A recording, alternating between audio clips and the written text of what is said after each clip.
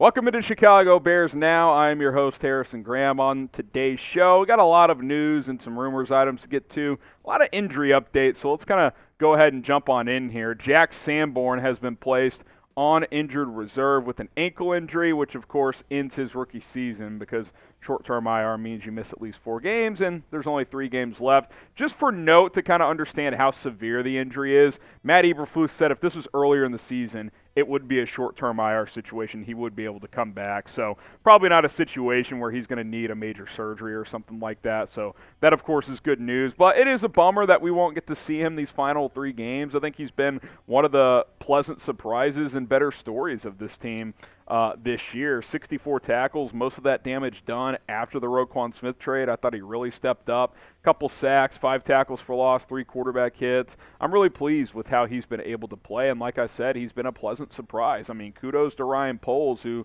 had some hits, had some misses in his first offseason as a general manager, but finding this kid, identifying him as an undrafted free agent, a player that absolutely should have been drafted, has been really nice to see. And it really goes to show that you can't rely on just, combine measurables and testing and stuff like that. Sometimes players are just good football players. You could tell with Sanborn, he's not the best athlete, he's not the fastest, he's not the strongest, but he just has great instincts. He's a good tackler, and he just is around the football all the time. I think you have a starter moving forward. I've seen enough this year that I think, even if he's not a true number one, like a Fred Warner, Roquan Smith type, I think he's at least a starting level linebacker for this team for the foreseeable future. Now, show Jack Sanborn some love as he recovers from that ankle injury over the next few weeks. Type 57 in the chat. I've been happy with Sanborn. You've been happy with Sanborn. Showing some love. Get the 57s flowing in the comment section. Now, some other injury updates and roster moves here first to tack on here. The Bears have released defensive back Justin Lane and signed linebacker Elijah Lee. Need some of that linebacker depth with Sanborn out. They have also signed Keone Dang and Terrell Lewis to the practice squad, so we'll see if either of those two guys do anything over the final few games. Khalil Herbert has also been designated to return from IR. That doesn't mean he's been activated yet, but Eberflus told us on Monday that the expectation is that he'll play on Saturday against the Buffalo Bills. So I think that's just a formality. They will officially activate him from IR later in the week. You got to make a roster move to clear a spot for him. So that should take place between now and Friday. Now, subscribe to the channel as news comes in, as roster moves are made and injury updates come out. We have you covered, as we want to keep you guys in the loop with everything surrounding the Chicago Bears, the latest news, rumors, live streams that we hit you with every single Tuesday and every single game day. This Saturday we'll be live for our watch party against the Bills. We'll be bundled up because it's going to be cold in Chicago. Even though we won't be there, I got to stay warm for the boys. YouTube.com/Bears Now. Hit that sub button. We're going to have you guys covered.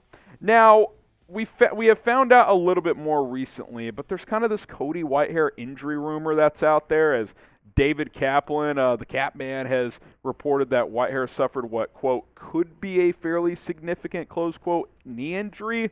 Unclear what it is. Now, Matt Eberflus, or I'll get to that in a second. Now, if it is, that could explain Whitehair's poor play. I mean, he looks like a shell of himself, especially as of late. Maybe he's dealing with some kind of chronic knee issue. I will say this, as you look at this offensive line, the more and more I think about this moving forward is outside of Braxton Jones and Teven Jenkins, who we've gotten good news on. Eberflus called him day-to-day, and even at today's practice, even though it was a walkthrough, he was in the limited category. That's a very good sign, so probably just a minor little stinger there that he suffered on Sunday. But outside of Jones and Jenkins, the rest of this offensive line, is up for grabs. Left guard, you could very easily cut Cody Whitehair. Center, I think you got to upgrade, even though Eberflus named Must for the captain of the week this week, or honorary captain. I think you got to get better there. Right tackle as well. Now, Flus called Whitehair and Teven Jenkins day-to-day. Whitehair was listed as a DNP in today's walkthrough, so unclear how severe it is. I feel like if it was very severe,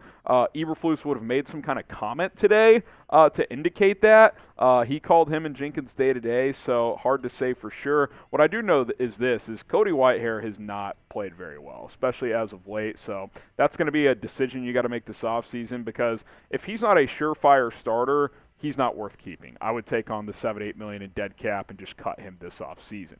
Now, Rocket Money is going to help you save money, just like cutting Cody Whitehair would, because you can cancel any unnecessary subscriptions or players. Don't want to be harsh. I like Cody, but if he's not playing well, got to move on there.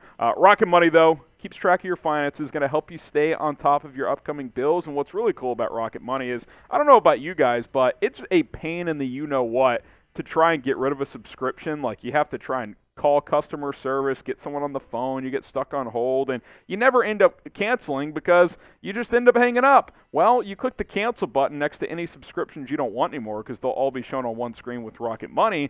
They'll handle the rest for you. You click cancel next to Netflix, for example. If you don't want Netflix anymore, they cancel your account and you're not going to be charged anymore. Download the app for free, rocketmoney.com/bears now, formerly known as Truebill. It is Rocket Money. Go to rocketmoney.com/bears now. All right, is it going to be a Snow Bowl at Soldier Field this Saturday? It could be, although there isn't currently snow in the forecast for game day, but on Thursday and Friday, there's a chance that Chicago receives 6 to 12 inches of snow, and then on game day, wind chill of below 0 degrees, which means bundle up, fellas, as producer Jack is shaking his head like, no, I don't want to go to a game this cold.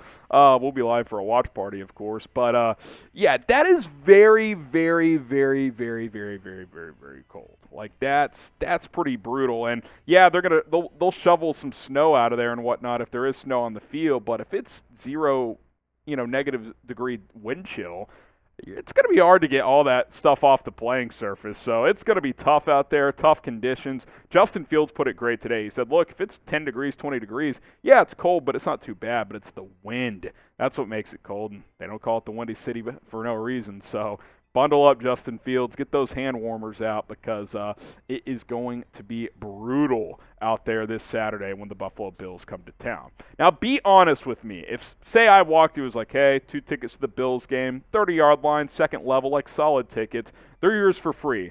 Would you go to this game if you had the chance? Like, would you embrace this weather for a 3-11 Bears team? I don't know, man. Like, it is freezing. That is pretty tough for a team that's not contending. Type Y for yes, type N for no. Would you go to this game if you had the chance? Hey, even if you can't, we'll be live here on YouTube breaking it all down. All right, one more here that I kind of just wanted to explore. Is the number 1 pick still in play? And you're probably thinking, no chance. The Texans still only have 1 win. They got to win twice. You got to win out. Yeah, and that's definitely true. But things are getting interesting. First, you look at the Bears side of this. Obviously, they got to lose out for this to even be a possibility. But they're going to be underdogs in their final 3. Bills at home, at the Lions, Vikings at home. Only chance they're a favorite in a game is if Minnesota rests their starters in Week 18, which I don't think is going to happen. I think seeding implications are still going to be on the line there, so they will be underdogs, or should be, in their final 3 games, that being the Bears, especially as injuries continue to pile up. And now you're thinking, okay, yeah, the Bears will probably lose out, but Texans, they're not going to win twice. I don't think they will, but take into account a couple of things. Number 1, they're at Tennessee. I'm not saying that's a game they should win. They're a 1-win team for a reason. But Tennessee has lost 5 of 6. Ryan Tannehill is hurt now, not expected to play. Malik Willis likely going to start.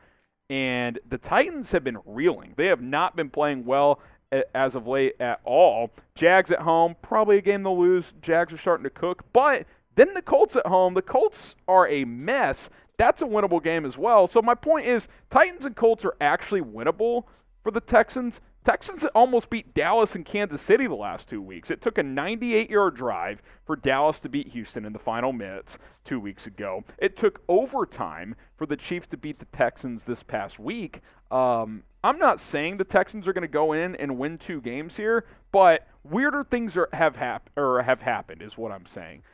They're still competing out there. They're trying. Again, I wouldn't bet on it, but I could see them winning this week against the Titans. And if that happens, it's possible. 2 games to go to win one of those, you never know. I'll be keeping a close eye on Houston this week. Now, what percentage chance would you give the Bears of getting the number 1 pick? Now, the odds of Chicago losing out and the Texans winning twice, combining that together, that's probably like 4 or 5%. It's not very high, but I'd give it greater than 0. I wouldn't completely dismiss the possibility. So let me know what you guys think. What are the chances of the Chicago Bears getting that top pick? Now, subscribe to the channel because speaking of the draft, we will have a ton, and I do mean a ton of draft videos here on this channel, mock drafts, draft targets, players to monitor at the NFL Combine, and a whole lot more. So hit that subscribe button here on Bears Now. We're not going anywhere here on the channel.